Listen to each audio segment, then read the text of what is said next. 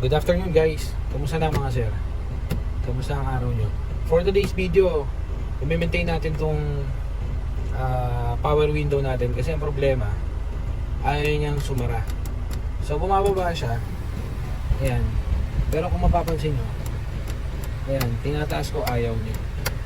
So paki-taas mo na dyan sa driver side.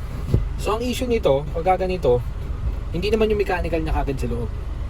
Most of the time ang nagiging problema nito, etong mechanical switch. Kasi may ano to may pinaka-board to sa ilalim. So dahil ulan at araw, nagmo-moist yun, dumudumi.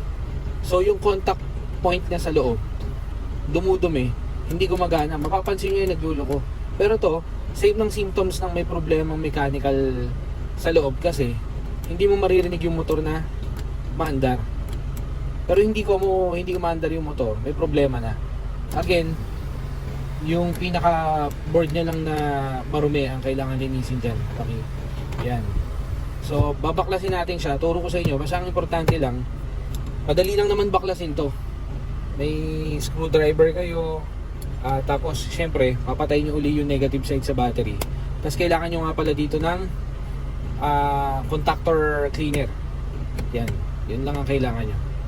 So ito, natanggal naman na natin yung terminal ng battery. So ayan lang naman.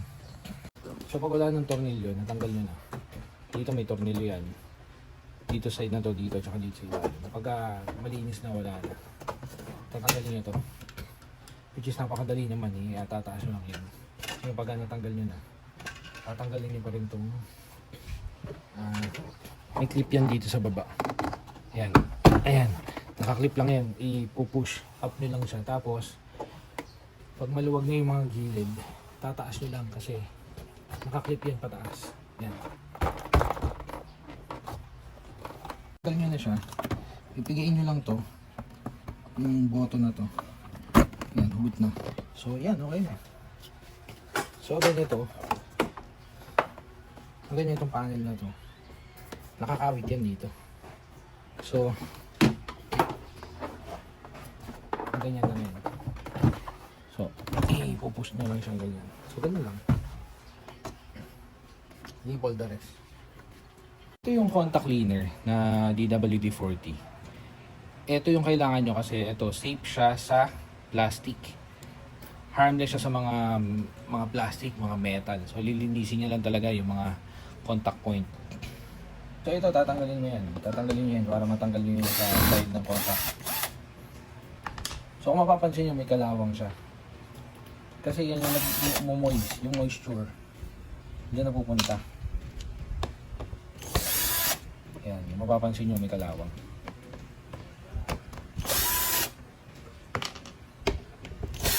So ito mga sir, yung ito na, nabaklasan natin siya.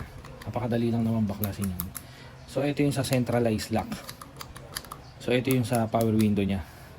So ito yung dumudumi sa loob niyan. So madali lang naman, ang gagawin nyo lang, angat nyo lang yan.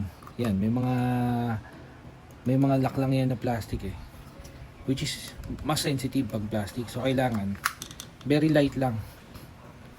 Very light lang, as in light lang yung pag angat nyo dyan. Kasi pag hindi, baka mabasag. Ayun, mga isa. Light lang. Ayan. Kasi mababasag yan eh. Ayan.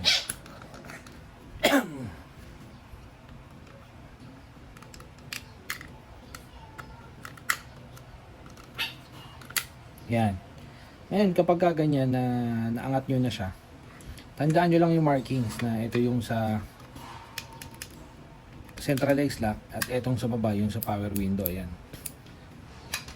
So kuha lang kayo ng contactor cleaner. Yan, i-sprayan nyo lang yan. Yan. Sprayan nyo lang yan. First, kailangan nakasuot kayo ng salamin para sa protection ng mata nyo. Safety goggles, so salamin. So, pagkatapos nyo, spray nyo lang para malinis lang siya.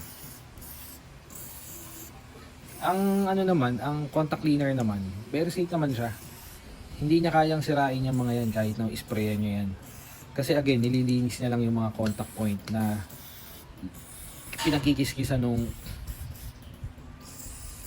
selector niya. Yan. So ganyan lang. Yan. Ganyan lang.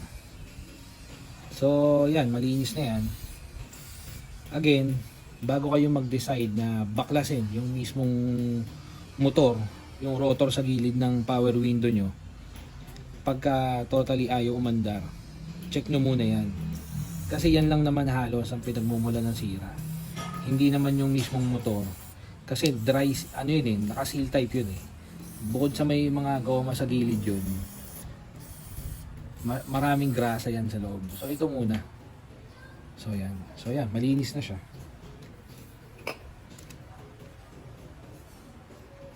Again, ang contact cleaner, napaka-safe niyan sa plastic.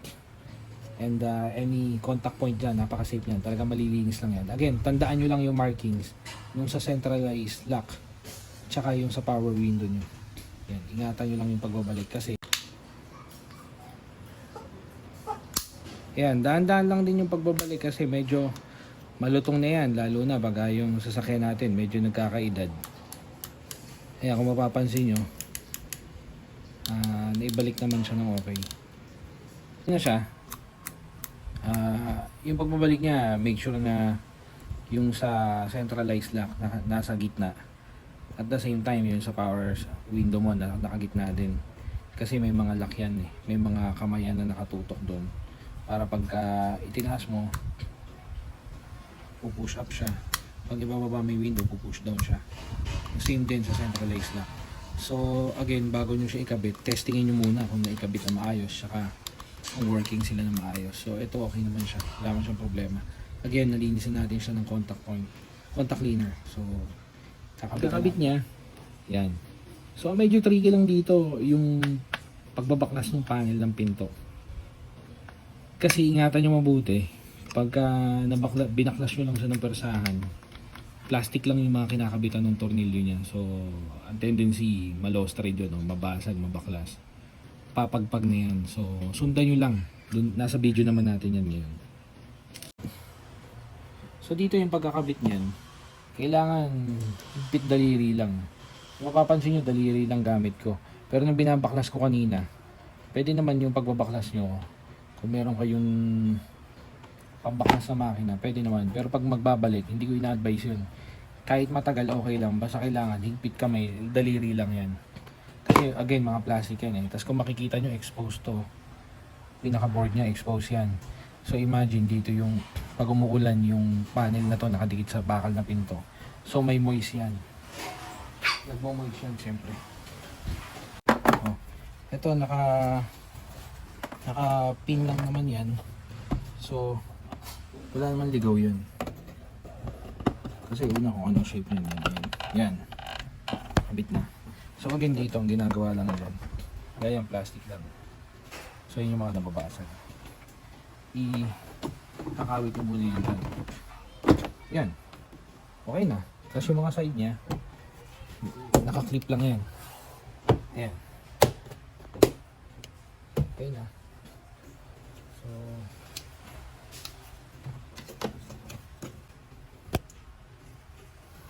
again, pagka magbabalik na kayo ng tornilyo, make sure na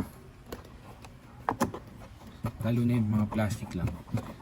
Hindi na kayong gagamit ng makina pang balik. Ibalik na natin siya.